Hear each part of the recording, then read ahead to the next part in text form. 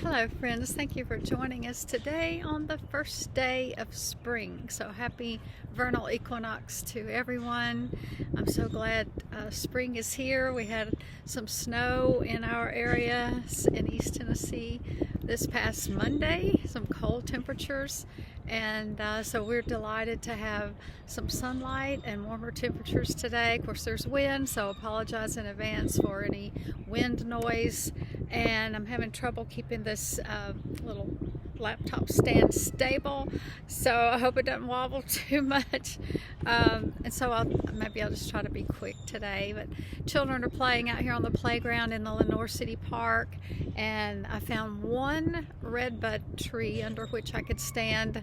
I'm still looking for ideas for places of beauty in our area in Lenoir City or Loudoun County or the surrounding areas. Maybe I should go to the Arboretum in Oak Ridge. I'm just kind of running out of places to record other than, of course, the beautiful lakes out here. So I'll just go ahead and share Mary Oliver poem because it is still March, Women's History Month in March, so why not read Mary Oliver on the first day of spring? So this poem is Why I Wake Early. Mary Oliver. Hello, sun in my face. Hello, you who make the morning and spread it over the fields and into the faces of the tulips and the nodding morning glories and into the windows of even the miserable and crotchety. Best preacher that ever was, dear star that just happens to be where you are in the universe to keep us from ever darkness, to ease us with warm touching, to hold us in the great hands of light. Good morning, good morning, good morning. Watch now how I start the day in happiness, in kindness. Thank you, Mary Oliver. It's been a tough week for us at Trinity because we have lost two of our dear members, Saul Thomas and Dr. Larry Rollins, so we extend our heartfelt sympathy to the Thomas and Rollins families. Saul's service will be held Monday at our church, and we don't have funeral arrangements yet for Larry Rollins' service.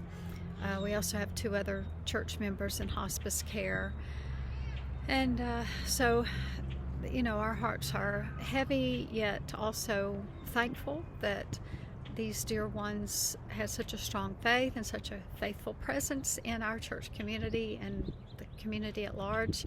And we give thanks for their lives and their love and their friendship, their faithfulness. But it's a loss. Their personalities, will be missed. Their presence will be missed. So we think of their closest loved ones. So be outside today on this first day of spring and take in some fresh air, hopefully sunlight where you are, maybe a cool breeze like we have here, or the sound of children playing outside, the sight of a redbud tree like we have here, and take good care of yourselves. The service Sunday will focus on Psalm 130 and on the gospel lesson, which is John chapter 11, where Mary and Martha call upon Jesus to come help their brother Lazarus, who has been ill, and then we find out Lazarus has died, and Jesus finds that he's in the tomb and calls him forth and tells the people, unbind him and let him go. So we'll think about Lazarus and Jesus, Mary and Martha, and unbinding ourselves and others, and maybe institutions even, unbinding things so that we can follow Jesus faithfully. We need your reservations, please, for Easter Sunday meet and greet. If you want to come help our children look for eggs, it'll just be during the nursery time, during regular worship time on Easter. We'd love to have any help we could get there.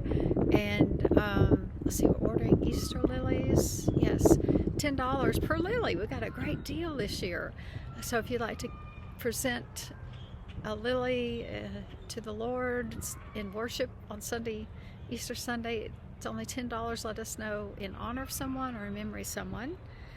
And bring someone with you to church Sunday. We're getting close to Holy Week and Easter. It's a very meaningful time of year, especially want to deepen our faith. And so we'd love to see you.